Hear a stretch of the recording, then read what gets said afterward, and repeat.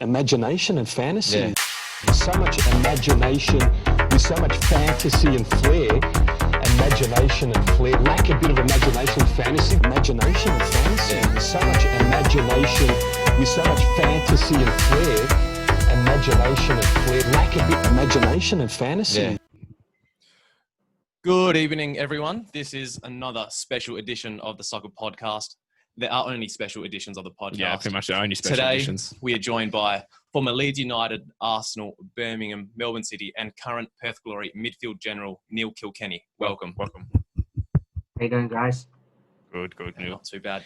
Now, Neil, you are in what day of quarantine are you in at the moment? Day 10. Day 10. I have to check my notes, my diary. I'm writing everything down. So day 1, day 2. I have to check day 10. All right. And how have you been keeping yourself busy? Just basically I've got a routine going now. I do a bit of yoga in the morning, and then I have a bike session with the team. I do a bit of core, and then I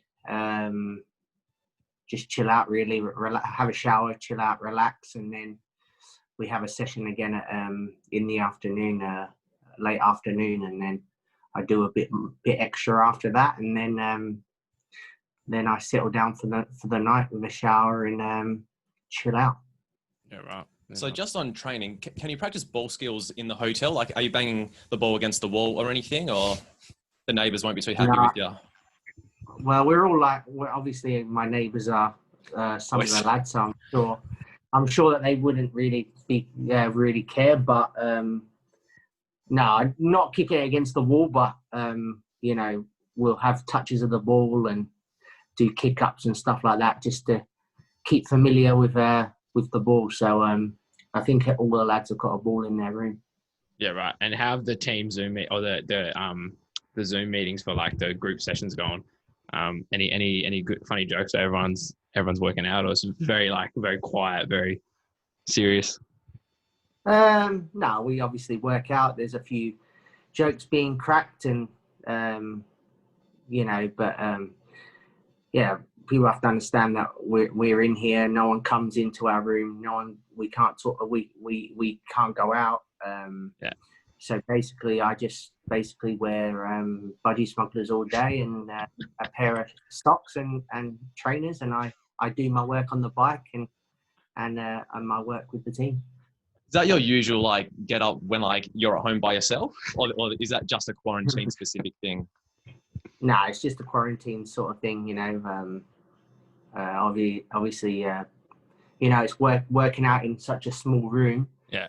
It gets a bit hot in here as well. So, I've obviously got children and I've got kids and stuff. So I can't be walking around the house in my budgie smugglers all day, every day. But, it's all fun. Yeah, you can probably get a tan through the window, I'm thinking. Because it's been a few hot days in Perth, so could get the tan on. Yeah, well, you're right, actually.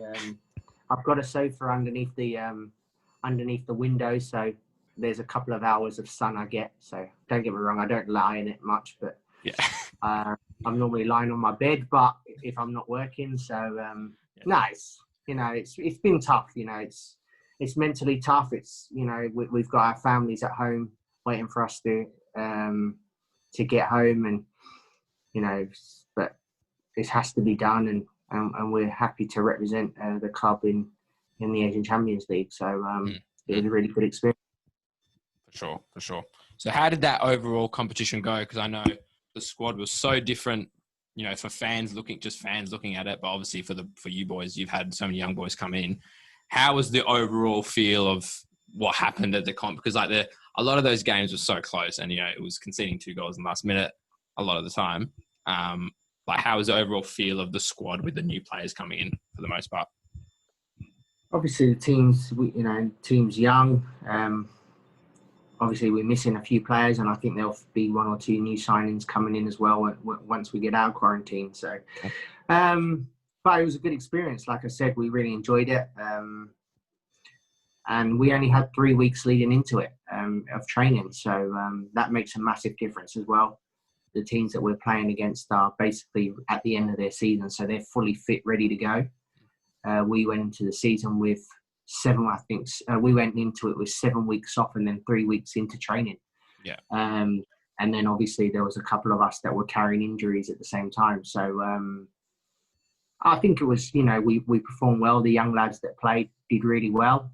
And, hopefully they'll get an opportunity this year because there's some good players. Now, it's not just a whole new team and squad with Glory, it's also a new coach now. How's the transition been like with Richard Garcia and all of his new coaching staff as well? Yeah, that's football. It's changed all the time. Obviously, players, coaching staff, backroom staff. So, he's come in, he's done well. He's obviously set up the team.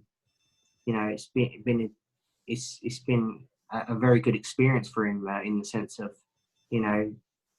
trying to set us up for the Champions League, and a good experience for him and for us. So, he's done well. And we're really looking forward to the season coming ahead. For sure. And some of those Champions League games, like I can't remember who Mbia plays for, but you guys were getting kicked, and like it was a serious. And Asian teams do this. I've seen it in the Champions that your players get targeted. How's it like playing against some of those players who were like, I think, was it Shanghai Shenhua? I think one game was just kicking everyone. Like there's a few yellow cards being booked out, but it seemed like a completely different game to watching in the A League. Yeah, it is different games. Obviously, like you said, it was a bit more physical in the sense, and in that particular game, and obviously when they get their opportunities, they take them, which obviously we saw. But yeah, that's part and parcel of football. You have to adapt to the different situations and different teams that you're playing against, and it was, like I said, a really good experience for me. And a really good experience for the team, and we really thoroughly enjoyed it, and all the lads got on so well, and there was a good camaraderie between the lads, and like I said, we're really looking forward to the season coming. Cool. And how have the new signings, how have they adapted into the new squads? There's Darryl Lockman and there's a few boys from over East Sullivan come over. So how have they transitioned and have they fit into the squad well? Yeah, they've done, they've fitted in well. They've come in, they've settled in well. I think we're quite a good group of lads to come into. We've got some good older players and obviously some younger players as well. But we like a laugh and we have a good joke around. And like I said, everyone got on really well, and they were welcomed into the group, and they've come into the group really well and integrated really well. How was Jonathan Aspero singing? Because I think it might have been on your Instagram. He was singing it as an introduction song. Or to be honest, most of them were all right. I think the ones that I can remember.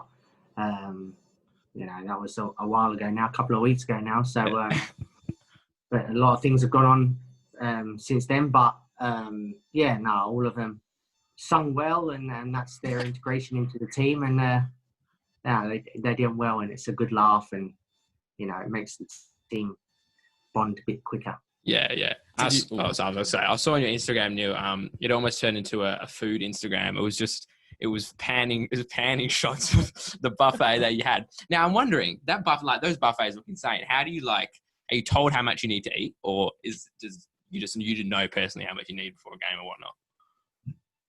No, it's there, and you can do what you want with it. But at the same time, you have to be, professional. You have to make sure that you know what your body needs, and you have to be disciplined, and that's part and parcel of being a footballer.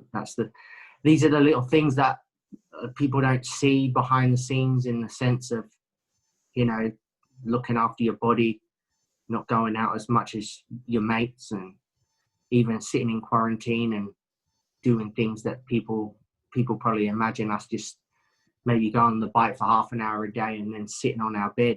It's not like that. We've got things that we're doing, to make sure that, we're in the best possible shape when we come out of it. And if you're not professional, you get found out. And that's part and parcel of football. So that's why we have to make sure that as a group and as individuals, we need to make sure that we sacrifice ourselves and ready for the season ahead.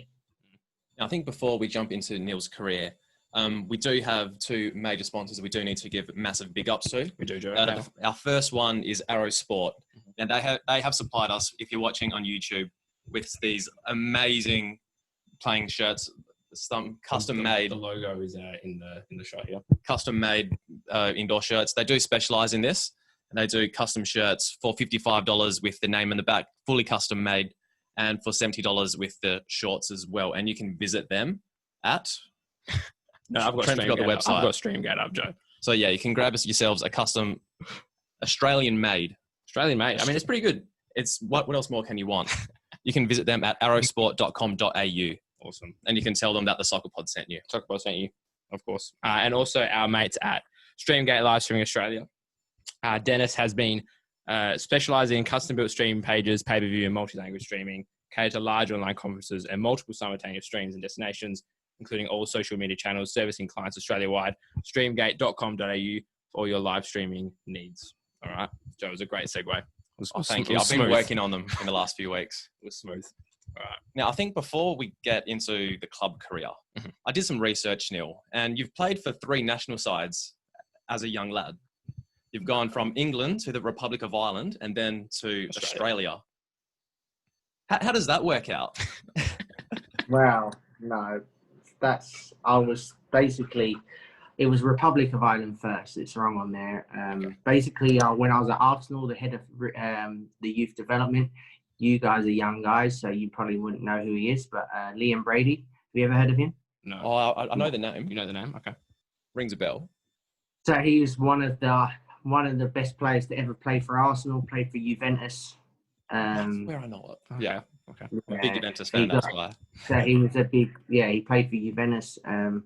One of a legend of the game, and he was Irish, and he was the head of the youth academy at Arsenal, and he found out that I could play for Ireland, so not pushed me, but asked me to play if I wanted to play. But obviously, because I was such a young kid, I think I was 14, 15 at the time, I was like, do it. I would just do it, So I wanted to please him, and I did it. And I only played 10 minutes, and it's one of the most, the biggest, like, I get asked that question all the time. But yeah, no, that's how I played for Ireland. And then obviously for England, I played through the years, I think 17, maybe 17s, 18s, 19s, 20s. And at that time it was, if you play 21 football, you are locked into that country at that time. This was years ago. And obviously Australia come then just before the 2006 World Cup. I played regularly in the Premier League that season. So I think I was really close to getting called up for the under-21s England at the time. And obviously Stan Lazaridis was my teammate at Birmingham, and he was obviously a Perth boy. And he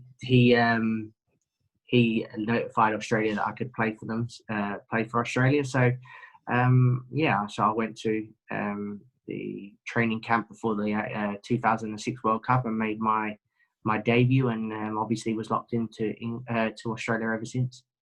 Very interesting. Very interesting. So were you 15 when you played for Republic of Ireland under 19s? Was it, did you say you were 15? Yeah, I don't know if it was to be honest, I don't know if it was under 19s, but I was very young. I don't think it was 19s. I think that's wrong, but I think that needs changing. But Wikipedia might be wrong on that. We can request a change. I was very young at the time. I was 14 or 15. I think it was under 17s or 16s Republic of Ireland. Yeah, right. So you went through your what age did you join Arsenal? So I joined Arsenal at 11. Right. Okay. And you were with them for, was it 3 or 4 years? Yeah. So I was born in London, moved to Australia when I was 4. And then when I was 11, I moved back to the UK. Mum and Dad immigrated to Australia and obviously become a citizen. And we moved back to England back to London when I was 11. And I was playing Sunday League, which is, normal football. Obviously, they have many scouts there because it's the biggest such a big sport, and they have scouts. Every club has scouts everywhere. You know, looking at youth players in their teams to pick out the better ones to go on trial at professional clubs, Arsenal, Chelsea, Tottenham, all the London clubs, Crystal Palace, all of them. And obviously, I got spotted after a couple of games, and so I went on trial at a couple of clubs, and Arsenal wanted me to sign there, and I supported them as a kid, and all my family did, so I chose to go to Arsenal. Wow, that's really cool. I'm a Tottenham fan, so that kind of cuts me a little bit. My brothers are my two brothers. Actually, funny enough, are Tottenham fans, but the rest of my family are all Arsenal. That's funny. Do you remember when you were at Arsenal and sort of in your youth career, did you have the best coaching at Arsenal? Did you feel, or not necessarily? Yeah, obviously they had fantastic coaches. You know, the coaches, they brought you up a certain way. They had obviously because Arsenal were probably the biggest club they were the biggest club in London at the time. They had the pick of the better players as well. So you're always surrounded by the better ones in London. So because obviously they could attract the players there. Because everyone wanted to play for the best teams. You know, Man United is exactly the same up north. So it was fantastic upbringing. They brought me up, but even my upbringing in Australia, the way that I got coached by certain coaches in Australia, and I thought it was the right way of playing. And I really enjoyed my time. Looking back, it was a fantastic experience, which at the time you don't take it in because you're so young and you just take it for granted. Like at that time as well, at the Gunners, you were there during the Invincible season. What was it like being like around the club, especially like during that time, during the club's most successful period? Yeah, like I said, it was unbelievable. Like in the sense of, you know, I was there when Anelka and, you know, Petty and Overmars were all there, and then obviously they had the transition into the, you know, the Henrys and Perez and Gilberto and Edu, who's back there now. Obviously, Sol Campbell. So I was around, you know, the club at Arsenal around that time with some, like, they were a massive team, one of the biggest teams in Europe at the time. So, and obviously World Cup winners in the team. So it was fantastic because they were the biggest club, well, one of the probably two biggest clubs in the Premier League at that time with Man United. And you mentioned like you were an Arsenal fan as well.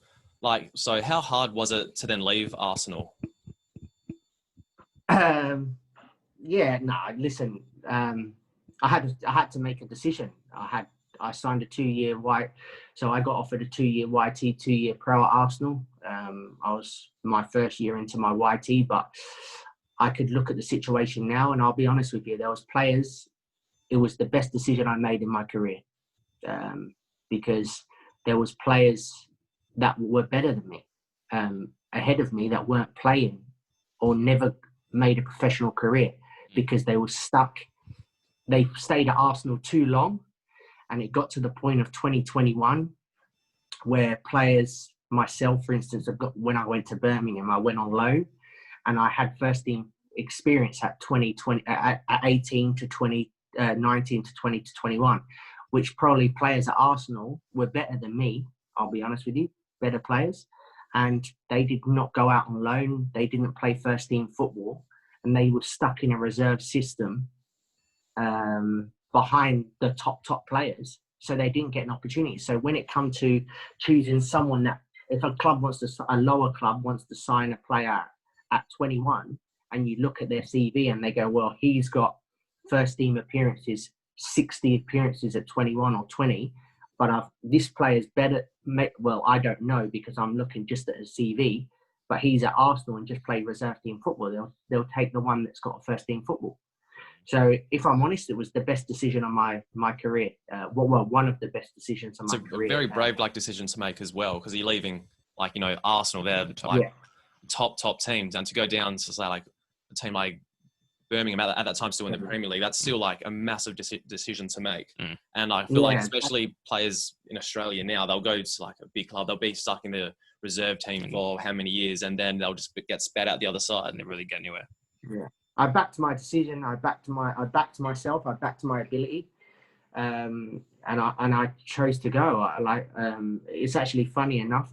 I was 17, just turning 18 when I left Arsenal, and I went on trial. At many clubs, and I had quite a few offers, and then I come to Australia on holiday at 17, going to 18 for a family holiday. And I went on holiday, and I had to make the decision why I went on holiday in Australia. And I made the decision at Birmingham because I saw the best pathway to try and get first team football. To get into first team football, I had probably bigger clubs that wanted to sign me, but I chose Birmingham because I saw a pathway where I could see myself getting an opportunity. And at the same time, like you said, it had to be brave as well because I had to back my ability. And luckily, I had an opportunity. I knuckled down. I got an opportunity. I left home at 17/18, and I left my parents. I left my friends. I left my family, and I decided that this is the decision I make. I have to back my ability and go for it. And luckily, it turned out quite well. That's awesome. So was it for Birmingham? So how old were you roughly when you made your first few appearances for them? So I obviously went to Birmingham, and I was at the time at Arsenal. I was playing under 17s because I was 17. And I was playing under 17s, maybe stroke under 19s football. And I went to Birmingham, and I was playing reserve team football.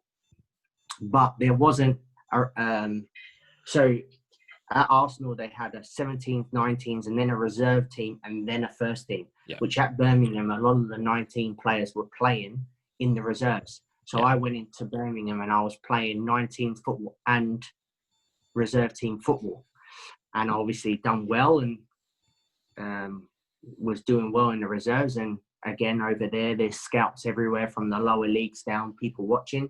And Oldham Athletic asked if they could take me on loan when I was 19, and I did, and I went on loan.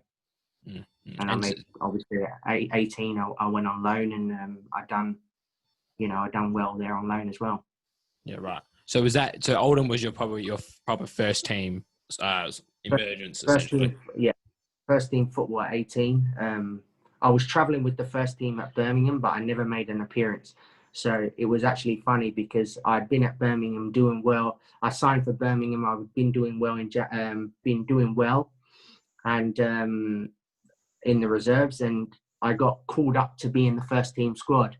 And the first game that I was in the first team squad, in the sense of not on the bench, but the 18 because you could only have 19. You could only have 18 players named, 7 subs, obviously 11 starting. I was the youngster that they took. Yeah. And the funny thing was, the first game that I got called up was actually Arsenal away. So it was an amazing experience, really, because obviously there was players that were better than me that weren't even involved for Arsenal. Yeah. And they were better than me. I admit it, but they, like I said, they should have, in my opinion, they probably should have tried to get away from there, and because their opportunities would have been, they would have got more likely to get an opportunity in other places. Because at this time, Arsenal were the best or second best team in England. Like I said, in my position, they had Vieira, Gilberto, Edu.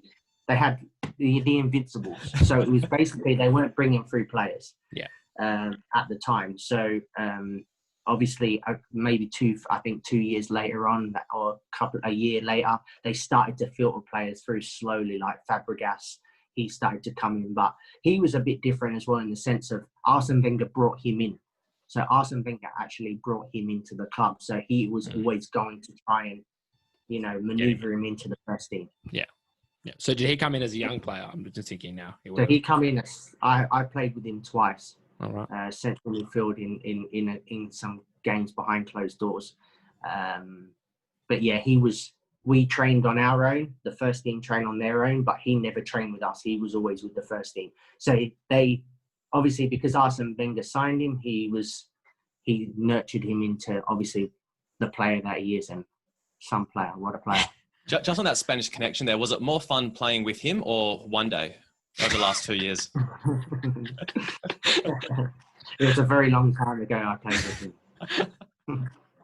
One day in Cesc Fabregas, similarities there.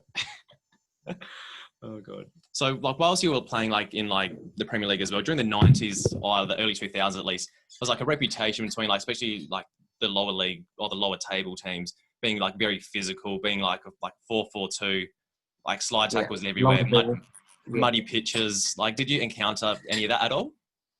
Yeah, no, definitely. And I experienced that when I was on loan at Oldham. You would have, yeah. And then obviously I played in the Premier League, and I experienced all that. To be honest, I'll be honest. The player I am, I'm very fortunate to have the career that I had. If I'm honest, because it doesn't suit my game.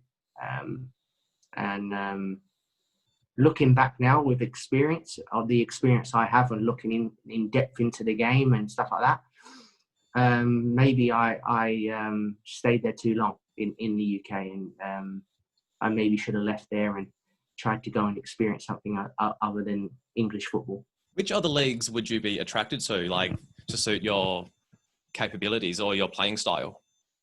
I just think you hear it all the time, and it's completely true. People talk about the Premier League as the best league in the world. Now, for a fan, it is, because it's so quick and it's so physical. So to watch it, it's like a basketball game. It's end to end. It's so good to watch. But as a football, technically gifted football, it's not. But now, slowly, it's starting to come in more with a Klopp, a Guardiola. They're starting to change. So now, if you watch now, there's a lot more teams that try and play a bit more. I'm not saying it's right or wrong, but I'm saying in the sense of, you look at teams down the bottom now, a lot of them want to play, or they want to play out from the back, pass the goalkeeper pass instead of squeeze up and kick it long. So, it's definitely. I would have liked to, if I'm honest, I should have gone and experienced other leagues, and maybe I would have. You may have saw a bit more of me, a bit better of me. So, like, was it as in League One? Was it jarring almost, like the start, the way the game goes? Like, there wouldn't be much time to receive the ball at your feet and like actually play a nice brand of football. Was it annoying for you at any point, or is it as a player like that? Frustrating all the time, because, for instance, I see teams and abroad, and I see players, they touch the ball as a central midfielder above 70 times. In the UK, a lot of back then, you touch the ball 40 times or 35. Yeah. Maybe 5 of them would have been headers and hook-ons.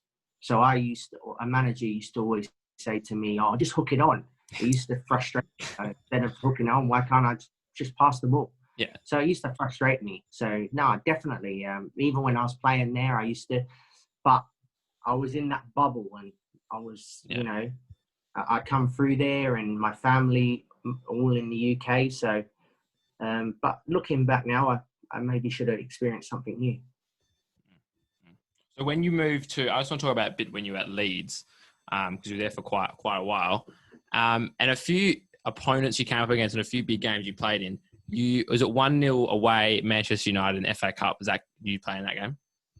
Yeah. We had, to be honest, at Leeds, we had a really good team. We had a really good age team. We were all about between, well, not I say all of us, but there was about a core of 6 to 8 players that were probably from 22 to 26, and we were very good. And if I'm honest, looking back now, I'm a bit disappointed that we actually didn't get promoted to the Premier League when I was at Leeds, because we had a fantastic team, and I think the year that we're in the championship, we come 7th in the championship, and we just missed out on the playoffs. And that was the year I went to the Asia Cup with Australia, so I missed a month of it.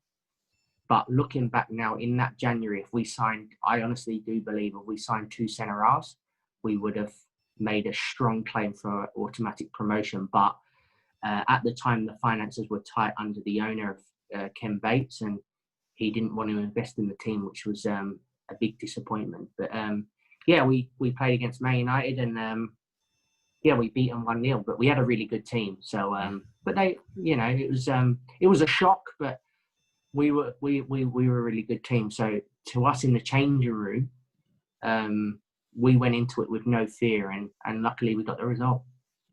Was a certain Cristiano Ronaldo in that United team? No, Berbatov played. Berbatov was there. Rooney, but Ronaldo just left. I think he'd just gone by then. Was maybe a couple of years maybe. before. Yeah, he dropped. I think. He didn't. No, he didn't play. He didn't play that game.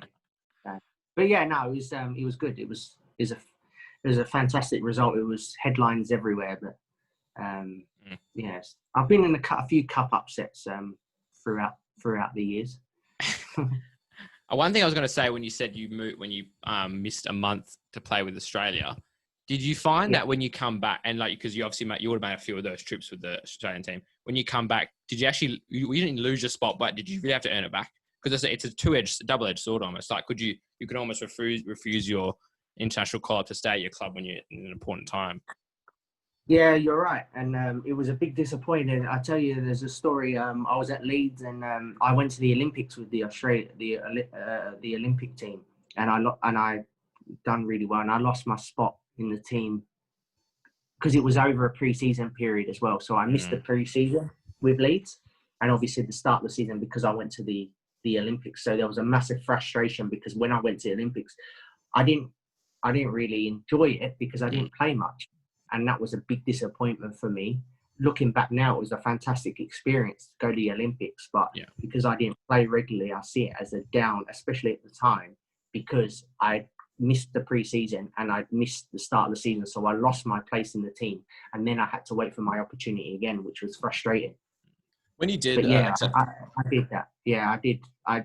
It was when obviously with the Asia Cup, because the Asia Cup is obviously the season is still going on in the UK. I actually missed, I think, a month of the season at Leeds to go to the Asia Cup, which was a fantastic experience, and I really enjoyed it under Holger Osick, and because I didn't start any of the games at the Asia Cup, but I near enough played in every game, which was a fantastic experience. And unfortunately, we lost in the final against Japan, which was a disappointment. But at the same time, it was at the time it was the furthest that the Socceroos had ever gone in the tournament. Now, when he did accept those call-ups from the Socceroos, we've seen with Tommy Rogic with Celtic that there was quite a lot of uproar with the fans. Did you experience any of that, choosing your country over the club? There wasn't. Obviously, the manager he didn't want me to go because I was at the time a big part of the team. So, and I was playing regularly. But at the same time, it's a fantastic opportunity to go to a major tournament. Probably one of my biggest regrets now as a player is that the World Cup is the only major competition that I haven't been to, which is a massive disappointment. And I feel that I should have gone to a World Cup, if I'm honest. But I think there's reasons for that. Or just it would have been a matter of timing when you were getting your call-ups that it was the Asian Cup and not the World Cup, essentially. Almost like if you were 2 years after, you probably would have been in it. Oh, yeah, and there's other reasons for that, which I don't want to go into, but there's other reasons why I feel that I didn't get the opportunity in the World Cup. Should we get Tennille's move to Australia? I think so. The move abroad? Yeah. Oh, no, not abroad. Abroad from England. Okay. Okay. So then one day you get a call from Melbourne City and you say, all right, lads, I'm off. What did it take convincing to come back to Australia? Was there any Like, you're uncertain about it? Or... uncertain? Did you want to like try like another country in Europe at the time, or you're just quite happy to come back to Australia?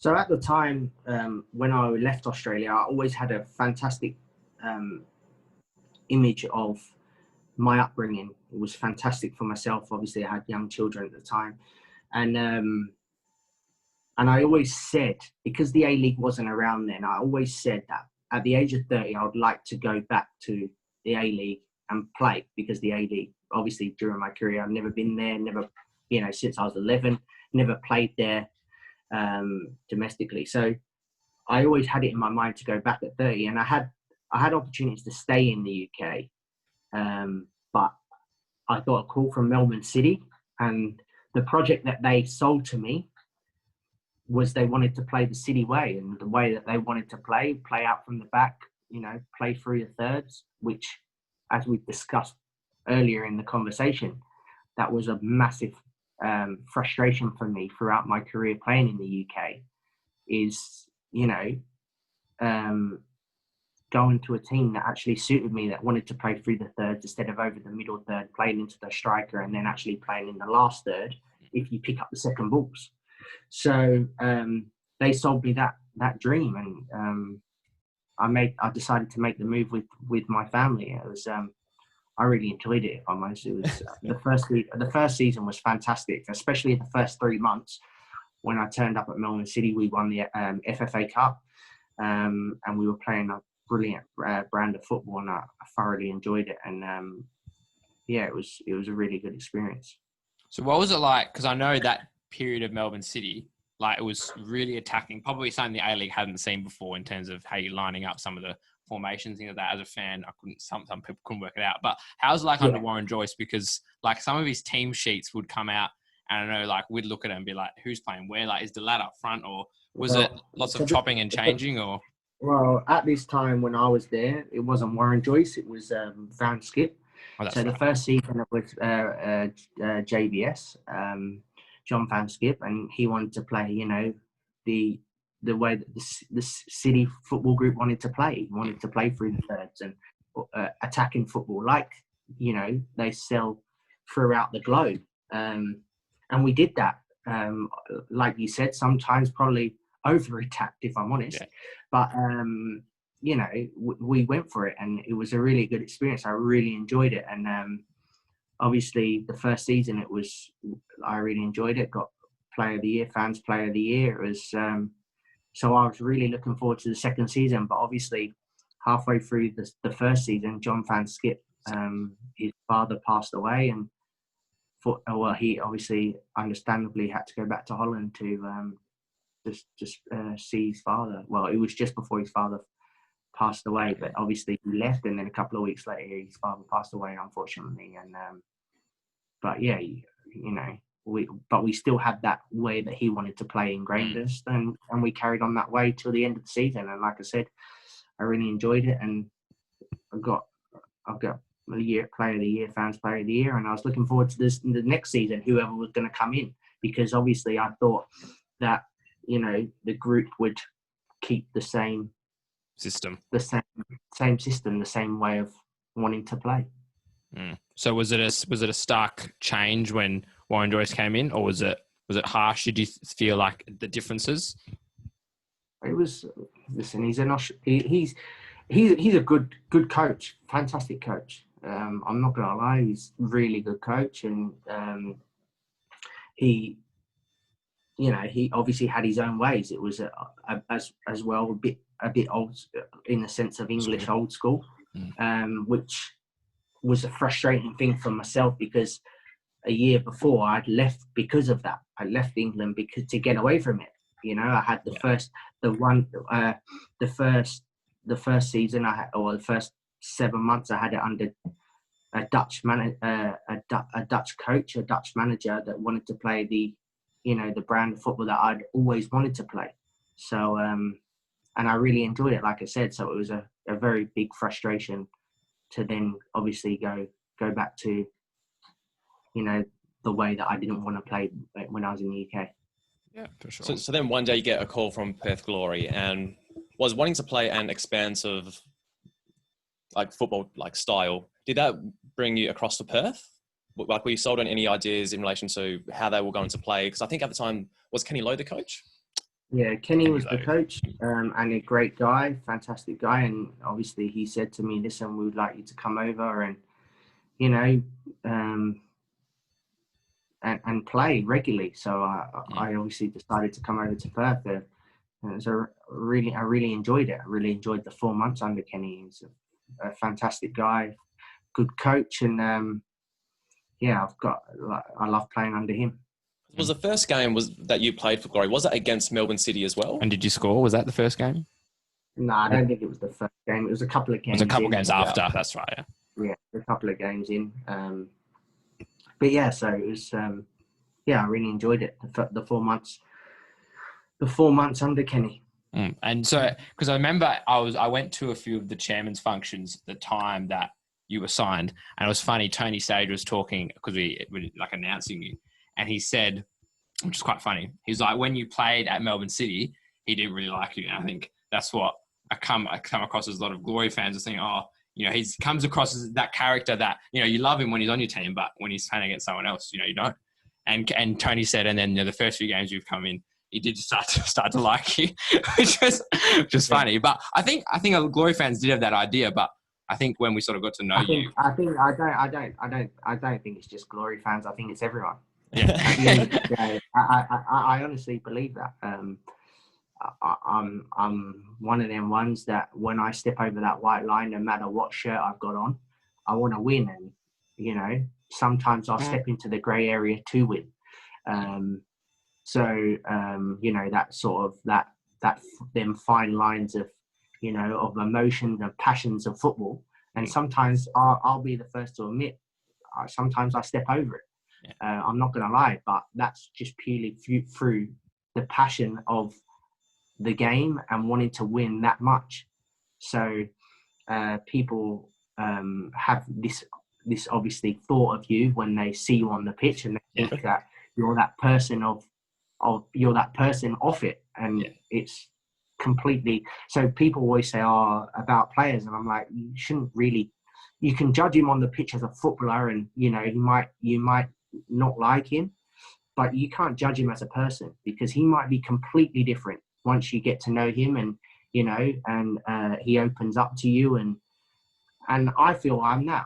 I feel that I'm one of them people, like you said. If I'm on your team, you're like, I want him on my team, and probably players are like that as well when they play against me. Yeah. They probably hate me, but they know that if they're on my team, I'll go into battle with them, and I will have their back no matter what, and it's all about winning. And like I said, sometimes I step over the line, but that's just purely for the passion of wanting to win so much. Now, at the time you joined Perth Glory, I believe somebody else had your number 8. So you've obviously gone for number 88. What's made you keep the number 88 for nearly 3 seasons after? Yeah, you're right there with the 8, and I decided that after that I wanted to keep it. And I look back now and I'm like, do you know what? I should have had that my whole career. It's just different. That's all. That's the reason why. Yeah. I just said, no, I'm not changing. I felt I'd done quite well when I was here. Yeah. And 88, and a lot of players are superstitious. And I decided, I was like, I'm not changing that. I like that. That is quite cool. It's 88. You're sort of known as number 88. Everyone's a number 8. There's a lot of number 8s out there. Yeah. There's not many 88s. So that's the reason why I decided to choose 88. What thing is, Dino Djurbic wanted number 6, but the thing is, he's not a holding midfielder. So I don't know why Dino chose 6 and got 66. Yeah, well, no, obviously he had the same situation when he signed, because he come back and someone was number 6, so he took 6, and then he took number 6. But back in the day, years ago, I'm talking 10, 15 years ago, when for instance, when I was at Arsenal, and they used to lay out the kits, and they used to have number 2 as a right back, number 3 as a left back, number 5 and number 6 as the 2 centre backs, and then the 2 centre midfielders, the 4-4-2.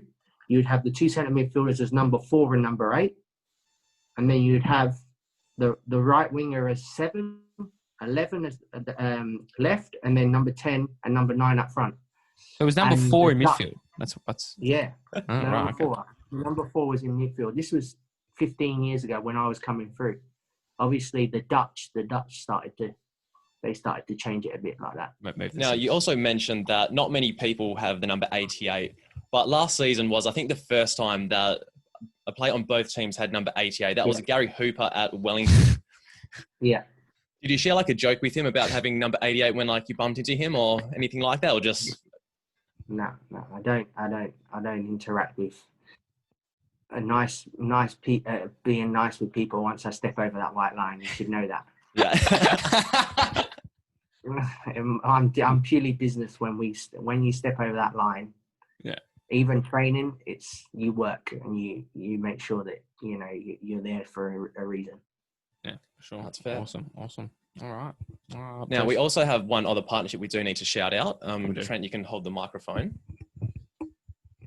So if you are watching on YouTube, our old sponsor, Vintage Soccer Shirts, they have changed their name to Minnows. Mm, You they can have. find them on Instagram at Minnows TM, and they've come up with their own line of T-shirts. They have, Joe. They're And very nice. They are vintage inspired. The first one is... You can't see it. Oh. Yeah, I'm going to hold it up. I was trying to build some suspense. The first one is a vintage Inter Milan style T-shirt Very with the nice. snake. very nice. I like it, Joe. And the second one we have is a Borussia Dortmund one with the B. Ooh, very nice. So you can find them on Instagram at Minnows TM, and I think all sizes are available. also go on the football center and grab one. Yeah, and you can use promo code SOCKER SOKKAH for 10% off at the checkout. At the checkout. Awesome. Now, Joe, we do have a few listener just- Q&As. Use that now. It doesn't work. Okay, the mouse doesn't work. You can Use the mouse. use the mouse now. Yeah. All right. So let's go. Okay. Lee Broxham fiction. He's changed. He was Lee Broxham facts. Okay. Lee Broxham fiction asks, what do you do outside of football? I assume as like a hobby. I don't have any hobbies really, except for drink coffee. I just I love my coffee, but I've got 4 kids, so I spend as much time with them as possible, and that's probably the hardest thing with this COVID situation, with the hubs and stuff like that, is being away from my family. My 4 kids, it's been tough, and it's been tough on them, if I'm honest. So Yeah, for sure. yeah, they're my biggest hobby, my kids, because I've got 4. Yeah. They keep me busy. You did mention before you do have that white line fever once you like cross the line. Do you ever get that if you're playing ball with your kids? Like you don't stick in any tough challenges or anything with them, or? No, it's once the once the adrenaline starts going, which I don't get to that point with them, because I've got 3 girls and I've got a little boy. He's only 5 at the minute, so I'm sure when he gets maybe a bit older, he'll get more competitive with me and him. But so it's it hasn't got to that stage yet. Not yet. And we also have a question from Tom Shagger Tom on Twitter, and he says, which young player should Glory fans most look out for this coming season? Oh, good question. Listen, I don't want to say anything like that because it puts pressure on players. Yeah. The whole group. Not to perform, but so the whole group. We've got some good young players here. But this is the one thing that I find with young players. They have to realise that when it comes to development football and football to win games, that's the biggest thing. So that and that's probably one of the biggest thing I learned when I went on loan to Oldham at 18 is it wasn't nice, but it was about results, and it was about winning. Because if you don't win, you don't get 3 points, and it's all about the 3 points. So you want to play well, yes, and you want to play really good football, yes, but you have to realise that they have to realise that it's to win games as well. Yeah, no, for sure. I'll say Daniel Steins and Nick Sullivan because we've interviewed them. Steinsy. Yeah, good. They're good. They listen. Let me tell you, the young lads are really good kids. They're really good boys, and I really hope that they succeed. And that's what I will enjoy. I enjoy, and that's what I want to go into when I finish my career is coaching, and I want to help them.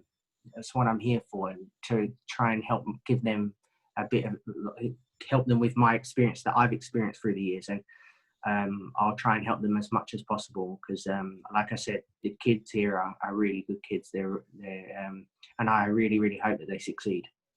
Awesome. Yeah, I agree. All right. Francis? Yep. Francis asked, how was the overall level of competition in the ACL this year? You touched on it at the start, but did you find that, like compared to the A-League, do you find it's a higher level? No, obviously we had a hard group, but I still think we've done well. With the 3 weeks leading into it, a young squad. We still did well. So it was good that them teams punish you when you make mistakes, but we fared well. We did well, and there was only little moments that made the difference, and so yeah, it was a hard, but we fared well in it.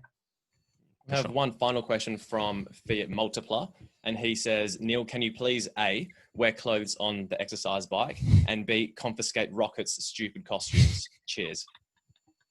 Well, we're in here, like I said, no one comes in, we can't go out, so we just relaxing. So I just put my socks on, my trainers on, and jump on the bike. And if I'm honest, I didn't know that the picture was being taken. So, and my thing is, where does Reddy get the costumes? Is he ordering them?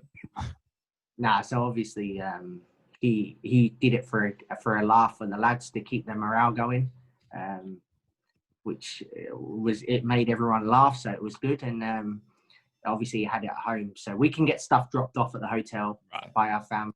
You've probably seen on my Instagram my family being downstairs. Yeah. Miles up in the air, but they're still up down there waving. So yeah, it's nice that they come and visit and drop some stuff off to us when they can. I saw yesterday there was footage of Alex Grant outside the hotel. I think he was waving at Rocket, saying farewell. Yeah, he come. He delivered me a coffee as well. I didn't put that on Instagram. It's nice of him. He's a good lad. He deserves all the success that he gets. He works incredibly hard, and I've really enjoyed getting to know him, and he's got to know me through the years, because he's actually one of the players that's turned around and said, "Do you know what? When I played against you, I hated you." He said, "But I've got to know you," and he said, "I know what you're like now." So it was nice to hear, because I said to him, that's the persona I have. It's one of them things. Good. I like that. Man, I think on that note, Trent, that's probably been one of our most insightful podcasts, I'd say. And yeah, so much experience and knowledge there. Yeah, Neil, thanks so much for coming on. Thanks for having me, guys. I think there's some important... It's definitely wasted an hour or two, hasn't it, for me? Yeah, for sure. No, and I think definitely... Thanks for having me. Thanks for having me as well. I appreciate it. No worries, Neil. No worries. Yeah, and there's definitely some great tokens there for the youngsters growing up now. For sure. On what to do. For sure. We'll click. Oh, actually, no, Neil. I forgot to ask one thing. This is for Dean. Do you reckon that the Glory could have signed Dino this year? You and Dean in midfield. I just think it could have happened. NPL Player of the Year, bring them to the Asian Champions League. Maybe, yeah. Listen, it's not my decision. I listen. At the end of the day, I haven't seen Dean play. Yeah, so I've never seen him play. So I've heard good things. I'm not going to lie. I've heard good things, and obviously he got NPL Player of the Year with Collie. Yeah, Collie. Yeah, he was my roommate. He was my roommate when we were away. Yeah, fantastic lad. Another one that you probably look on the pitch and you'd go, look at that hair, look at the earring, but what a great kid. And I hope he succeeds massively, because he deserves it. He works hard, and he's a fantastic kid. Made me tea every night. I'll get that in there. The reason why he made me tea every night was because we played table tennis every day to see who make the tees at night. I wouldn't let him win.